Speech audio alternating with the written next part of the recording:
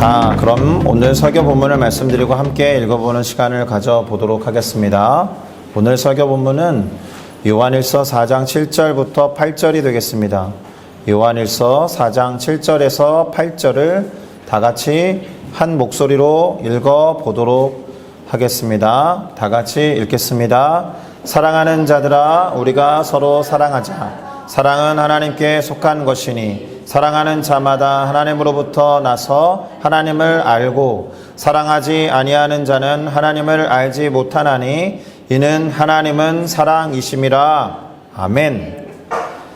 자, 저는 방금 우리가 함께 읽은 이 요한일서 4장 7절부터 8절을 가지고 우리 서로 사랑할까요? 라는 제목으로 잠시 말씀의 은혜를 나누고자 합니다. 3월 들어서 우리 교회는 사랑을 주제로 설교하며 예배하고 있다고 우리 최원희 집사님 기도에도 고백되어졌고 저도 말씀을 여러 차례 드린 바가 있습니다. 말씀 안에서 사랑과 섬김으로 하나 되어 열매 맺는 교회라는 표 중에서 1월과 2월에는 말씀을 주제로, 3월과 4월은 사랑을 주제로, 5월과 6월은 섬김을 주제로 그 표어에 들어있는 핵심적인 가치를 가지고 예배하고 있다는 말씀을 확인차 한 번 더 드려봅니다. 자, 오늘은 사랑에 대한 이야기를 doing과 being으로 이야기를 해보려고 합니다. 잘 아시다시피 doing은 우리의 행위와 관련된 것이고 being이라는 것은 우리의 존재 또는 정체성과 관련이 되는 겁니다. 흔히들 우리는 이런 말들을 많이 합니다. 누구누구답지 않은 행동이었다. 누구누구가 누구누구 했다. 유재석이 유재석했다. 박지성이 박지성했다. 손흥민이 손흥민했다. 이런 식으로 이야기를 합니다. 또는 어떤 이의 퍼포먼스가 만족스럽지 못했을 때 그 사람답지 않은 행동이었어. 이런 식의 이야기를 하는 것은 그 사람의 존재감에 합당한 행동에 대해서 평가를 하는 말들이 되는 거죠. 누구누구답지 않은 행동이라는 말은 그야말로 그 행동이 그 사람과 어울리지 않았다라는 뜻이 되는 겁니다. 이렇게 우리는 누군가의 행동을 가지고 그 사람의 어떠함에 대해서 평가하는 말들을 제법 자주 하는 경향이 있습니다. 그러나 사실은 행위, 곧 doing이 존재, 곧 being을 결정하지는 못해요. 예를 들어서 어떤 사람이 그런 척 하는 행동을 한다고 해서 그 사람이 그 존재 자체가 될 수는 없는 거잖아요. 그렇지 않습니까? 지금 말한 문장들을 잘 보시면 그 존재에 걸맞는 행동을 생각하고 있다는 점에서 사실은 같은 맥락의 이야기를 하고 있는 겁니다. 그러니까 어떤 사람이 오늘 좀 다르게 그런 행동을 한다라는 말의 전제에는 그 사람의 존재가 그 사람의 행동을 규정해야 하는데 오늘은 조금 다르다. 이런 의미로 평가를 하는 것이지 결코 doing, 어떤 행위가 그 사람의 존재, being을 결정하지 않는다라는 겁니다. 자, 그리고 doing과 being 또는 being과 doing을 갖고 이러한 소재를 가지고 여러 형태로 작품이 만들어지기도 했습니다. 우리가 잘 알고 있는 가장 고전적인 것은 왕자와 거지라는 이야기이죠. 그리고 아마도 미운오리 새끼 이야기가 될 겁니다. 왕자가 아무리 거지 행세를 해도 그는 왕자인 것이고 거지가 아무리 왕자인 척을 해도 그는 거지인 거예요. 미운오리 새끼 이야기도 마찬가지죠. 오리들 세계에 있을 때 이 오리들 세계 안에서는 이 백조 새끼는 겉으로 볼 때 미운 오리에 불과 미운 오리처럼 보이고 뭔가 여타 다른 오리들과 다른 것처럼 보이지만 사실 이 친구의 정체성은 다 자라서 이 친구가 백조인 것이 드러날 때부터 명확해지는 것이 아닙니까? 아무리 그의 행동이 백조스럽지 못하고 오리인데 이상해 이렇게 보인다 하더라도 다 자라서 그의 정체성이 드러날 때는 모든 것이 이해가 될 때가 있다라는 거죠. 다 자라서 백조로서의 모습을 보일 때 다른 오리들의 부러움을 사는 대단히 멋진 모습을 자랑할 수 있게 되는 겁니다. 한국에서도 유사한 작품이 있었죠. 옆에 나와 있듯이 광해, 왕이 된 남자가 그것일 겁니다. 물론 이 영화 안에서는 백성들의 필요를 반영하려는 시도가 있었죠. 그러나 그 정체성의 한계를 뛰어넘지 못한 모습을 보여줬다라는 점에서 역시나 doing과 어떤 행위가 정체성을 규정하지는 못한다라는 것을 알 수 있습니다. 그리고 최근에 얘는 아닌데요. 무한도전 시리즈에서 타인의 삶이라는 프로그램도 있었습니다. 그 정준하라는 개그맨이 야구를 너무 좋아해요. 그래서 딱 하루 야구선수 이승용으로, 그리고 이승용이라는 사람은 방송에 욕심이 있어서 정준하로 살아가기로 하고 역할을 바꿔서 살아가는 모습을 예능으로 제작한 것입니다. 그래서 실제로 이 정준하라는 사람은 이승용 선수가 속해 있었던 넥센이라는 야구팀 일원으로 하루를 살아요. 그리고 그날 그 야구팀 감독의 배려로 실제로 타석에 들어서기도 합니다. 제대로 역할을 하지는 못하지만. 자, 그런 면에서 그날 하루 이승용처럼 야구선수의 역할을 했다고 해서 정준하라는 사람이 이승용은 아닌 거잖아요. 존재에 합당한 행동을 하는 것이 그 존재를 더 돋보이게 하는 것이라는 점에서 존재에 합당한 행동이 훨씬 더 중요한 것입니다. 행동은 그런 존재가 아닌데 그런 척하는 것을 성경은 외식 또는 가식이라고 부르듯이 그렇죠. 자, 오늘 우리가 읽은 이 요한 3서, 그러니까 요한 1서, 요한 2서, 요한 3서라는 책은 또는 편지는 사도 요한이 작성한 편지입니다. 그리고 사도 요한이라는 이 사람을 가장 잘 규정하는 단어가 하나 있습니다. 그것은 beloved라고 해서 사랑받는 자라는 단어입니다. 그래서 흔히 요한을 사랑의 사도라고 부릅니다. 심지어 이 사도 요한이 작성한 책으로 알려져 있는 요한복음, 그 요한복음에서 사도 요한은 자기 스스로를 주의 사랑하는 제자라고 마치 자기가 이름 붙인 것이 아닌 것처럼 제3자 부르듯이 기록해 놓은 것을 볼 수가 있습니다. 물론 신학적으로 이론의 여지가 없지는 않습니다. 사도 요한이 자기를 직접적으로 부른 호칭이 아니다라는 반론도 있지만 보편적인 신학 안에서는 요한복음에 나오는 이 주의 사랑하는 제자라는 말은 사도 요한을 의미한다라는 것에 무게가 실려 있습니다. 자, 그런 면에서 사도 요한은 사랑의 사도라고 불리울 만합니다. 그래서 그런지 우리가 정말로 잘 알고 있는 사랑장이라고 부르는 사도 요한이 아니라 사도 바울이 쓴 고린도전서 13장만큼이나 이 사랑에 대해서 깊이 있는 내용을 다룬 장을 신약 성경에서 찾으라 라고 하면 요한일서 4장이 될 겁니다.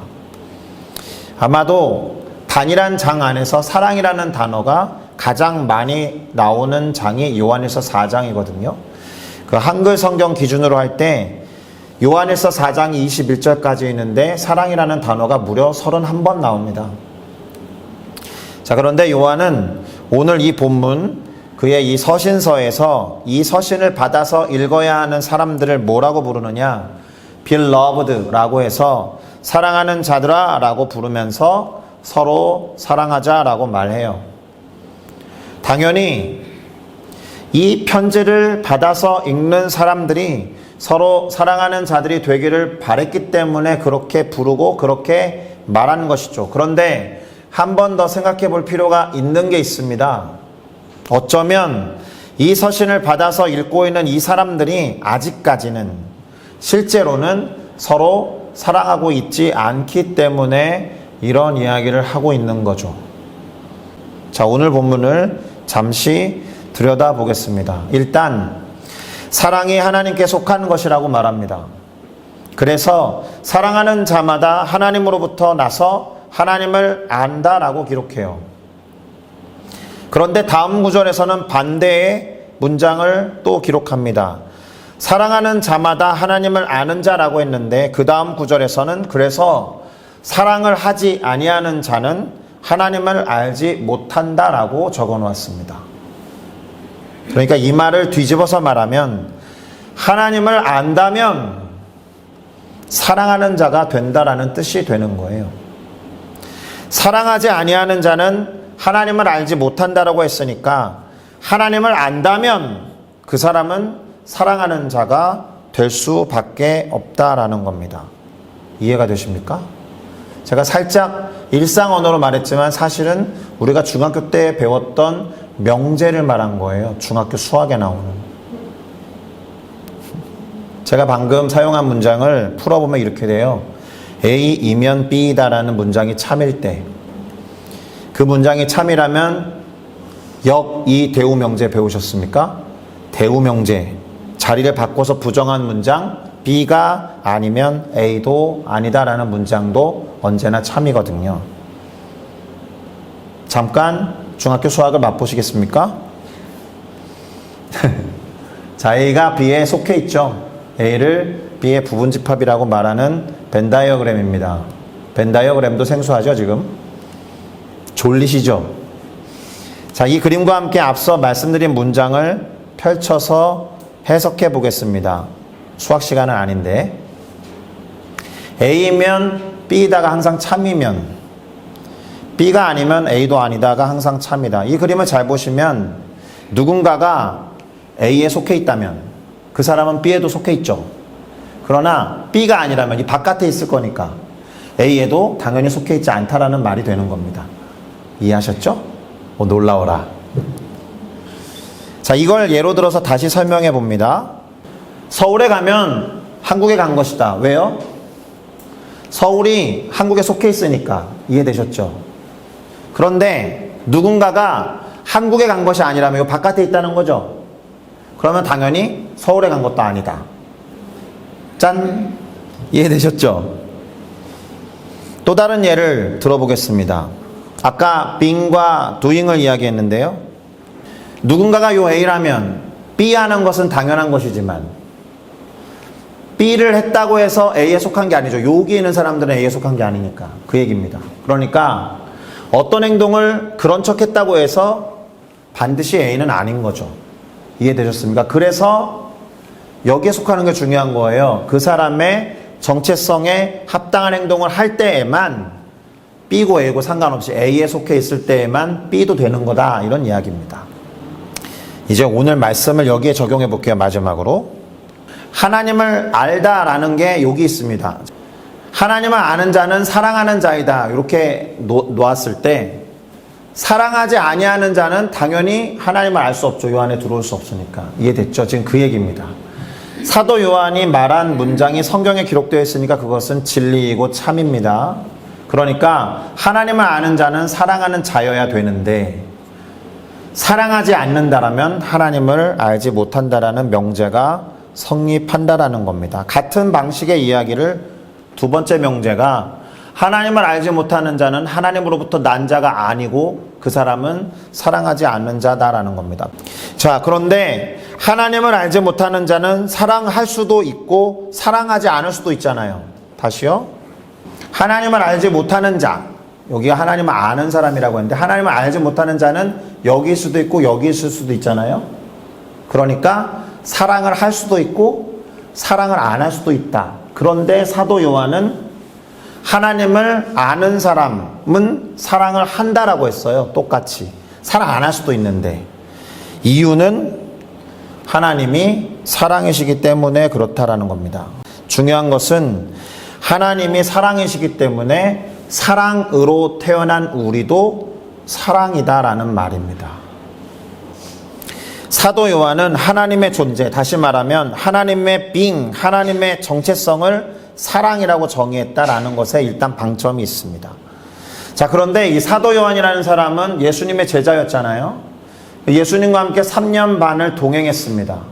그리고 예수님이 승천하신 다음에 예수님의 가르침을 골똘히 생각해보고 그리고 자기보다 먼저 쓴 마태, 마가, 누가 복음을 접해본 사람이에요. 왜냐하면 요한복음을 맨 마지막에 썼거든요. 다른 복음서에 비할 때 요한복음은 최소 30년 이상 뒤에 쓰여진 책입니다. 이 말은 요한이라는 사람이 마태가 쓴 복음서, 마가가 쓴 복음서, 그리고 누가가 쓴 복음서에 기록되어 있지 않은 내용을 더 풍성하게 적을 가능성이 많았다라는 뜻이에요. 그런데 이 사도 요한이 예수님께서 전하신 말씀을 곱씹어보고 또 그것을 전하면서 예수님께서 전하신 하나님에 대해서 곱씹어보고 이해하면서 내린 정의가 하나님은 사랑이십니다라고 선언해 놓았다라는 게 중요합니다. 그런데 그가 적었던 요한복음서에 요한이 또 정의해 놓은 문장이 하나 있습니다. 잘 따라와 주시기를 바라요. 첫 번째, 요한 3서에는 하나님을 어떻게 규정했다고요? 하나님이 사랑이시다. 예수님을 통해서 전해받은 하나님에 대한 정의를 사도 요한은 사랑이다라고 정의했다라고요. 그런데 요한복음에서 이 사도 요한이 또 정의한 게 하나 있습니다. 그것이 무엇이냐면 영생이라는 단어입니다. 요한복음 17장 4절에 보면 같이 읽을까요? 시작. 영생은 유일하신 참 하나님과 그의 보내신 자 예수 그리스도를 아는 것, 이렇게 정의했어요. 다른 제자들이 먼저 적어놓은 마태, 마가, 누가 복음서를 충분히 활용하고도 남았을 요한이 조금은 다르게 영생이라는 것을 이렇게 정의해 놓았고, 또 하나님은 사랑이라고 정의해 놨다라면 뭔가 남다른 거예요. 요한에게 있어서 이 두 문장만큼 중요한 건 없는 거예요. 영생은 유일하신 참 하나님과 그가 보내신 자 예수 그리스도를 아는 것이고, 하나님은 사랑이십니다. 이렇게 정의해 놓은 두 가지 문장이 요한에게 있어서는 대단히 중요한 것이었다. 그런데 이것을 합쳐볼까요? 그러면 어떻게 됐냐면, 유일하신 참 하나님과 그가 보내신 자 예수 그리스도가 사랑이라는 것을 아는 것, 그것이 영생이 되는 거예요. 맞습니까? 다시 정리를 해드리면, 하나님은 사랑이시다라는 말씀은 하나님의 정체성, 곧 그분의 being, 그분의 아이덴티티가 되는 것이다. 그리고 그것을 아는 것이 요한이 정의했던 영생의 개념이다. 이해되셨죠? 한 번 더 이런 말을 할 수 있습니다. 사랑이라는 정체성에서 나오는 하나님의 행동, 곧 그분의 doing은 그래서 사랑하는 것일 수밖에 없다. 왜요? 그분의 정체성이 사랑이니까. 사랑이라는 덩어리에서 나오는 행동은 사랑과 관련된 것일 수밖에 없다. 맞습니까? 그래서 우리는 성경에 기록되어 있는 하나님의 여러 가지 행동들이 있어요. 이해가 안 되는 행동들도 많아요. 사랑이라고 보기에는 너무 잔인한 하나님처럼 보이기도 해요. 구약 성경의 여러 장면들을 보면. 그러나 요한이 구약 성경을 몰랐을 리가 없는데, 그 사람이 하나님은 사랑이시다라고 정의했다라면 거기에는 이유가 있겠죠. 제가 늘 말씀드리잖아요. 성경을 쭉 읽어 나가는데 전에 읽었던 것과 지금 읽는 것 사이에 뭔가 마찰이 있거나 어색하게 연결된다라고 할 때 더 유심히 잘 살펴야 한다. 맞죠? 하나님이 사랑이시라고 했는데 구약 성경에 등장하는 하나님의 모습은 왠지 우리가 생각하는 사랑의 하나님이 아닌 것처럼 보인다. 이럴 때 더 자세히 살펴야 한다. 그런데 이것만큼은 어떻게 짚고 넘어가야 하느냐?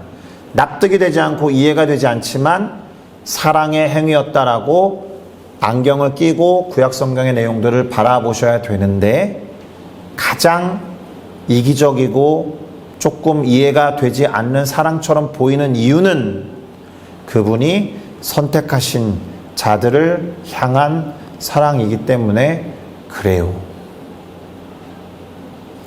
잘 이해가 되실 것도 같아요. 왜냐하면 내가 사랑하는 자식이 남들이 봤을 때 다 잘못해도 부모라는 이유만으로 이 사랑하는 자식을 감싸 안는 부모의 사랑에 대해서 너무 이기적인 거 아닙니까? 그거 지금 이해가 되지 않는 사랑 아닙니까? 라고 말할 수 없는 것과 같은 이치라고 보시면 조금은 이해가 되실 겁니다. 다시 정리하면 하나님의 정체성이 사랑이기 때문에 그분이 행하시는 것은 사랑과 관련된 것일 수밖에 없고, 그분이 선택한 당신의 자녀들, 그분이 선택한 당신의 백성들을 향한 사랑으로 해석해 볼 필요가 있다라는 겁니다. 그런데 하나님에 대해서는 그렇다 치고, 오늘 본문은 우리가 저와 여러분이 우리가 하나님의 자녀, 곧 사랑의 신 하나님의 자녀라고 기록해 놨잖아요. 정확하게는 어떻게 돼 있었느냐? 사랑하는 자마다 하나님으로부터 낳았다라고 되어 있었습니다. 왜요? 사랑이신 하나님으로부터 태어났다라는 뜻이니까 이는 우리도 사랑이어야 한다라는 뜻이 되는 거예요. 그러니 우리가 행하는 것은 사실상 사랑이어야 하는 것이고, 그럴 때 우리의 정체성과 딱 들어맞는 행동을 하게 되는 거예요. 그런데 해결되지 않는 게 있죠. 그것은 우리의 정체성인데 때때로 우리답지 않은 모습을 보일 때가 너무 많죠. 그럴 때 아까 처음에 말씀드렸던 거 있잖아요. 오늘 그답지 않아. 오늘은 박민규가 박민규 했네라고 해야 되는데 오늘은 박민규가 박민규 하지 못했네라는 말이 그래서 존재하는 거예요. 안타깝게도 그런 말 들을 때가 더 많은 게 문제죠. 그래서 사랑하는 자가 하나님으로부터 난 하나님의 자녀인 것이고, 마치 그 자녀가 부모를 아는 것과 같이 하나님의 자녀는 그 하나님을 알 수밖에 없는 거예요. 그래서 하나님을 아는 자는 사랑하는 자라라고 요한이 말한 거예요. 이 말을 뒤집어서 말해보면 하나님을 알면서 사랑하지 않는다라면 어쩌면 그 알미 온전하지 않은 알미일 수 있다라는 겁니다. 제가 살짝 사랑하지 못하는 크리스찬들을 위해서 구멍을 하나 판 거예요. 우리가 혹시라도 사랑하지 못해서 너 하나님의 자녀 아니네 라는 참소나 비판을 받을 때 피해갈 수 있는 변명거리 하나는 뭐냐? 제가 하나님을 제대로 알지 못해서 그렇습니다 라는 정도의 이야기는 할 수 있겠다라는 거예요. 그래서 끊임없이 하나님을 알아야 한다라는 것에 방점이 있습니다. 그래야 그 알미 우리의 삶으로 흘러나와서 사랑을 실천할 수 있는 거죠. 자, 이제 정리를 좀 해보겠습니다. 막 벤 다이어그램 말하고 뭐 A가 B에 속하고 이런 얘기 했는데 다 잊어버리셔도 상관없습니다. 중요한 건 정체성에 맞는 도잉이 나와야 본질적으로 제대로 들어맞는 삶이 된다라는 것인데, 그 정체성 이야기로 마무리를 해보면 우리가 하나님으로부터 나서 하나님을 안다는 것은 우리의 정체성이 사랑이다라는 뜻이에요. 믿거나 말거나 인정받든 인정 못 받든 하나님의 사랑이기 때문에 하나님을 아버지라고 부르는 하나님의 자녀된 우리도 사랑이다라고 믿으셔야 해요. 믿지 않으면 거기에서 행동이 돌출되지 않아요. 그러니 사실 사랑이라는 정체성에 합당한 행동은 사랑을 하는 것, 두 번째 사랑을 받는 것. 그래서 사도 요한이 서로 사랑해라 라고 말한 것이 될 수밖에 없는 겁니다. 그래서 우리가 하나님의 자녀, 곧 사랑 자체가 우리의 정체성이라고 한다면, 인정하기 쉽지 않지만 그렇게 믿는다라면 혹시라도 세상이 우리가 우리답지 않다, 사랑을 행하지 못했을 때 쟤네답지 않다라고 말하는 것은 당연하다. 크리스찬이 왜 그래? 크리스찬이 크리스찬답지 않아 라는 말을 듣는 이유는 사랑 자체인 우리가 사랑하지 않을 때 그런 이야기 듣는 건 당연하다. 이렇게 뭐랄까요? 거기에 대해서 반항하거나 대항하거나 그런 이야기를 하기 전에 사랑인 내가 사랑답게 행동했는지 돌아보는 것이 문제다. 오늘 박민규가 박민규 해야 하는데 박민규 하지 못했어 라고 말하는 세상 사람들에 대해서 물론 한편으로는 다른 메시지에서는 그래도 나는 박민규야 라고 말할 수 있어야 하겠지만, 제가 하나님에 대해서 깊이 알지 못했습니다 라든가 제가 부족하고 연약해서 박민규스럽지 못했습니다 라고 인정하는 것이 문제다. 요사이 크리스천이 크리스천답지 않다, 교회가 교회답지 않다라는 말은 이와 같은 모습을 두고 하는 말이 되는 겁니다. 그렇게 되면 하나님을 안다고 할 수 없는 것이고 하나님의 자녀인가 하는 의심과 의구심이 점점 팽배해지는 거예요. 반대로 그 반대 예도 있죠. 우리가 하나님의 자녀 곧 사랑 자체로서 사랑을 행하고 사랑을 서로 주거니 받으면서 서로 사랑한다면 세상이 야 쟤네가 쟤네 했다, 야 크리스찬이 크리스찬 했다 이렇게 말하는 것도 당연한 것이다. 여기에 대해서는 교만을 떨 이유가 없다. 우리의 정체성에 맞는 행동을 그저 했을 뿐이니까. 교회가 교회답네, 크리스천이 크리스천했네, 이런 이야기를 듣는 것 풍성해지기를 예수 그리스도의 이름으로 축복합니다. 아멘. 결론을 맺어보겠습니다. 우리는 딱 한 가지 이유를 가지고도 누군가를 사랑해요. 부모님이 얘 내 아들이잖아, 요 이유 하나만으로 사랑하듯이 반대로 딱 한 가지 이유만으로도 누군가를 사랑하지 않아요. 맞죠? 자, 그럼에도 불구하고 사도 요한을 비롯해서 하나님이 감동으로 쓰여진 성경에는 서로 사랑하라고 말씀하고 있어요. 그러면 누군가를 사랑해야 한다라고 할 때 하나님 제가 저 사람을 사랑하지 못할 이유가 수만 가지가 돼요. 사랑 못하겠습니다 라고 해도 딱 한 가지 이유 때문에 사랑하셔야 하고 사랑할 수 있어야 합니다. 이유는 하나님이 사랑이기 때문에, 내가 하나님의 자녀로 다시 태어나서 사랑이라는 정체성을 갖고 있기 때문에 그렇습니다. 사랑이신 그분에게서 우리가 다시 태어난, 거듭난 자, 다시 살아난, 부활한 자, 중생한 자이기 때문에 그렇습니다. 그분을 아버지로 알고 있는 우리가 어찌 사랑하지 않을 수 있겠습니까? 사랑하는 자들, 싱가포르 순복음교회 성도 여러분, 서로 사랑합시다. 3월이 어느새 셋째 주에 이르렀어요. 4월까지 6주에서 7주 정도 남았는데요. 그래서 사랑하는 노력을 더 기울이도록 노력하고 교회는 그것을 위한 이벤트를 준비하려고 합니다. 1월과 2월 동안 말씀을 주제로 했기 때문에 그것을 마무리하는 이벤트가 뭐였어요? 성경 퀴즈와 성경 암송 대회를 했듯이 3월과 4월 사랑을 실천할 이벤트를 준비해서 곧 제안하겠습니다. 4월달까지 꼭 실천하셔서 그 한 번의 이벤트가 우리의 정체성을 드러내는 것은 아니지만 우리가 사랑이신 하나님으로부터 나서 하나님의 자녀 곧 사랑이라는 정체성을 분명히 기억하고 인식하고 그것을 담는 이벤트가 될 때 그 정체성에 합당한 삶을 위한 노력과 몸부림이 4월달 안으로 시작될 수 있을 거다라고 믿습니다. 할렐루야. 그렇게 우리 정체성에 합당한 삶을 살기 위해 몸부림쳐 보는 우리 모두가 되기를 예수 그리스도의 이름으로 축복합니다. 아멘. 기도하겠습니다.